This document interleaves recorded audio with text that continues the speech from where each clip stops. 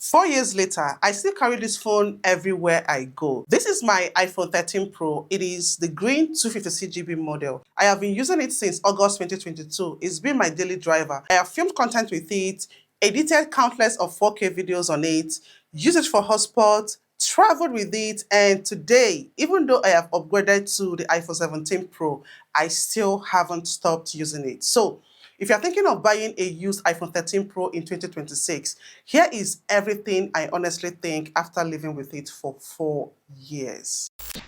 Let's start with performance because that is usually people's biggest concern. This phone has never given me any problems. Apps still open as smoothly as they did when I first bought it. Scrolling through Instagram, switching between apps, editing photos, browsing, everything still feels fast. Even after 4 years, I don't find myself waiting for apps to load. If someone handed me this phone today without telling me how old it was, I honestly wouldn't think it feels slow. The 120Hz ProMotion display has also aged really well. Since I'm now using the iPhone 17 Pro, I expected going back to this phone would feel like a huge downgrade. Surprisingly, it doesn't. Scrolling still feels smooth, animations are fluid, opening apps feels responsive, there is no noticeable lag that makes me feel like I am using an outdated phone. Now, let's talk about the cameras. I still think the cameras are really good. In fact, if I wasn't comparing it directly with my iPhone 17 Pro, I probably wouldn't have any complaints. Photos are still sharp, colors are natural, and the video quality is still excellent. But since switching to the iPhone 17 Pro, I have started noticing that the image quality isn't quite as impressive as I used to think. I'm not sure if the cameras have slightly degraded over time or if my eyes have simply gotten used to the newer cameras on the 17 Pro. Either way, the difference is not much. It's only obvious when I compare both cameras side by side. One limitation that definitely feels outdated today is the cinematic mode of the camera. It only records in 1080p. Newer iPhones can shoot cinematic videos in 4K, and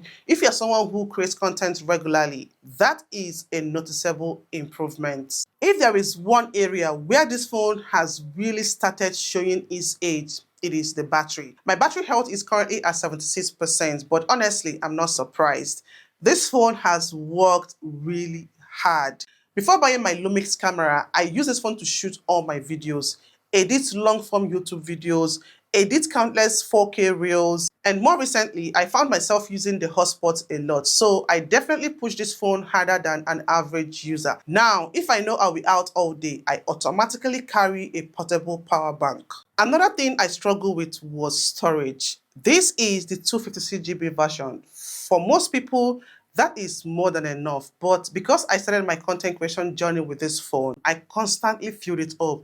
I was recording in 4K, editing videos on the go, downloading assets, saving projects. Eventually, I had to buy an external flash drive just to keep working. Things became much easier after I bought my Lumix camera because I stopped recording everything on this phone. Then later, I upgraded to the iPhone 17 Pro with 512GB of storage, and that reduced how heavily I relied on this phone. But even today, this is still my secondary phone and it goes everywhere with me. One thing I think Apple absolutely got right with this phone is durability. Although I always keep my phones inside a case, and probably because of that, this phone still looks incredibly clean. There are barely any noticeable scratches on it. The build quality still feels premium. It doesn't feel loose. Even the speakers still sound surprisingly good. And the Face ID, it works exactly like it did when I first bought it. The moment I bring the phone up, it unlocks almost instantly. I have never had issues with it at all. With all that said, there are a few things that, however, definitely remind me this is a 4-year-old phone.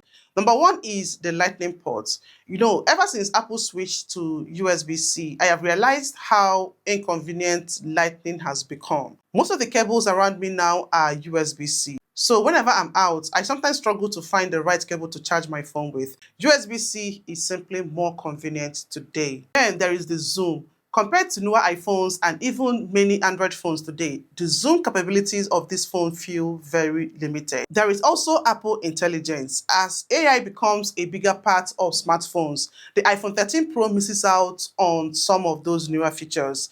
That may not matter to everyone today, but over the next few years, it will become a bigger consideration. So, would I still recommend buying the iPhone 13 Pro in 2026? My answer is yes, but only if you are buying it at the right price. If your budget can't stretch to a newer Pro iPhone, you are still getting excellent performance, great cameras, a beautiful 120Hz display, premium build quality, and a reliable Face ID. However, you also need to be prepared for older battery health, lightning instead of USB-C, limited zoom, and missing Apple Intelligence features. For me, after almost 4 years, this has easily been one of the best smartphones I have ever owned. Even though I now use the iPhone 17 Pro as my main phone, I still carry this phone with me every single day. And honestly, I think that says everything. If you have any questions about the iPhone 13 Pro, leave them in the comments. And in my next video, I will share my long-time experience using the iPhone 17 Pro since launch and whether it is actually worth the upgrade. I will see you in the next one.